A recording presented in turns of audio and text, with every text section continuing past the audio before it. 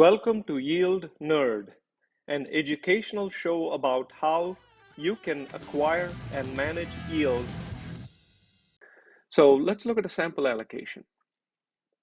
For example, if you only had $1,000 that you want to invest, you're getting started, you want to understand how it works, how income investing works. It seems logical to me you should put all of it in I bonds and say, I'm done. I would say the answer is the same if you only had $10,000. At 50, maybe you want to start playing. And some would argue if you had 50, you can put 10,000 a year every year for 5 years. But I would very humbly tell you that if you waited 1 year, I bonds may not be at what they are today. And so it probably wouldn't be smart to only put 10 on I bonds if you had 50,000 to invest. So you probably want to start picking and choosing between treasuries and agencies and changing your duration. And if you went to 100, then you start looking at how do I optimize my yield? Maybe I want to go more towards agency bonds and keep my duration around 3 to 5.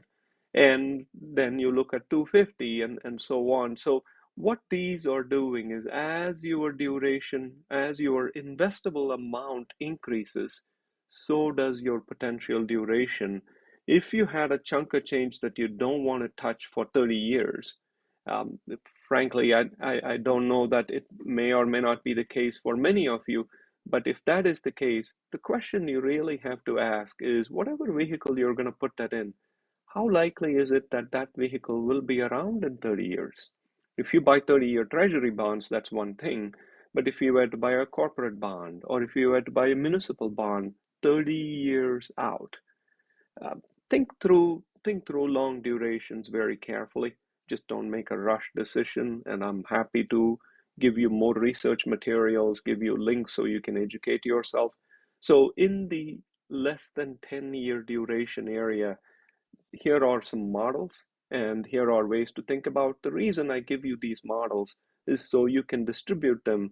You can put actual dollars next to each of them and see what kind of income it will produce. So let's do that. So if we look at the estimated yields, we already have the duration. Remember that there are a few things that are not included in it. One of them is the discount on par value.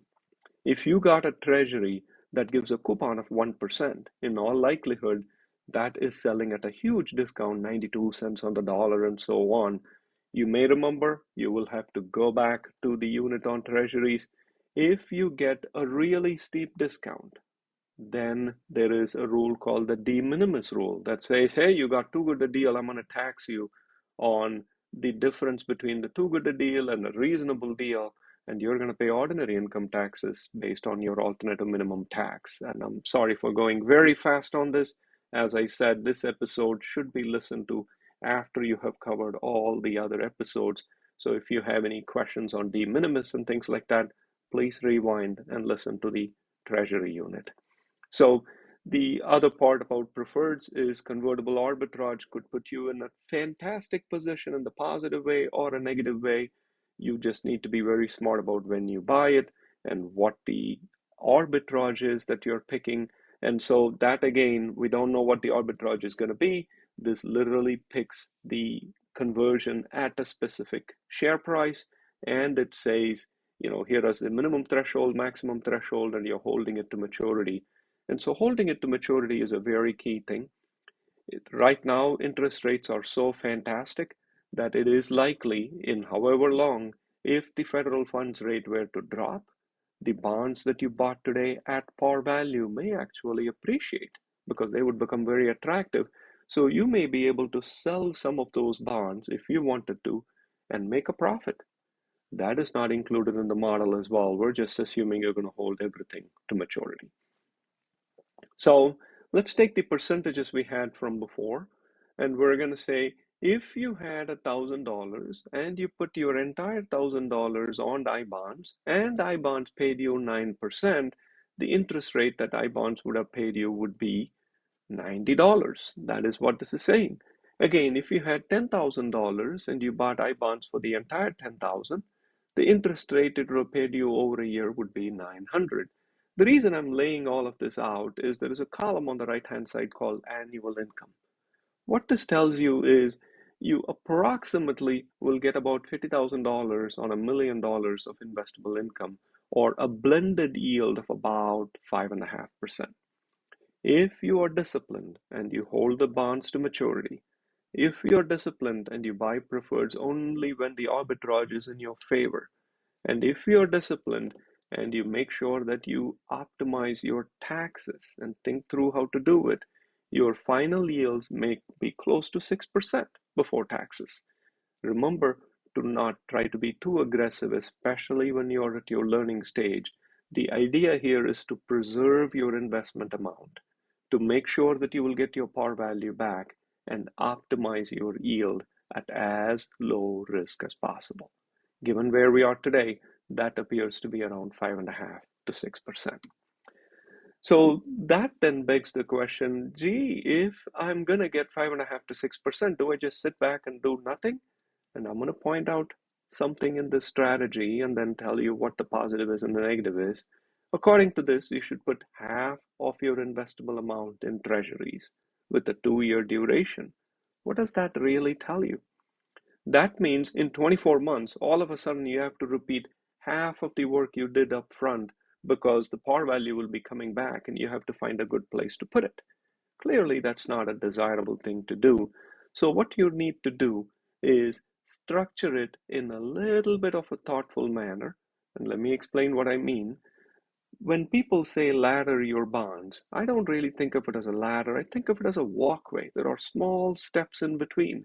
So instead of putting 50% of your investable amount in that scenario and putting it all in one treasury and it matures on December 1st of 2025 or whatever it may be, consider putting it in 4 different intervals or 4 different durations and equally dividing within that. So at any point, this also helps with cash flow. Since I am assuming you're going to hold it to maturity, at the end of Q1, 2 years out, you're going to get 10% of your assets. At the end of Q2, you're going to get 10% of your assets back to par value. You then get to consider the macroeconomics of what is going on. And you then get to spend an hour a month or maybe 3 hours a quarter, something like that, and say, okay, well, we have a war, we have inflation, we have the Fed saying what it is saying. What does it all mean? And maybe go back to your personal yield curve at that time and make adjustments. You can do that without fear because you know you're getting your par value back. Your principal is being preserved. And that is the important approach of the tomato farmer or the yield investor, if you will.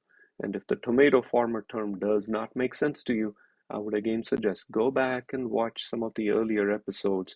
The idea is to preserve your investment and start getting yield and do it in a gradual manner. This 10% stuff that's on the screen is kind of like picking the red tomatoes and leaving the green ones in and coming back to them next week and taking the seeds from the red tomatoes and planting them and helping them grow again. That is really what yield investing is about. So I put the last page here for this discussion as a tomato farming exercise because that is really what we are talking about. We're picking different maturities for various asset classes. We're thinking through how much work do we want to do. We set a goal on what your passive investment account is, passive investment amount is. We figure out what income you can get, and you spend 2-3 hours a quarter. And hopefully this gives you a framework for what to do. My email is here. I'm happy to help you. I will publish some of these in websites with links, and then we're going to go to our next chapter, which is to try and figure out what is next after you've set up your portfolio and while you're doing monthly maintenance. Thank you so much and have a nice day.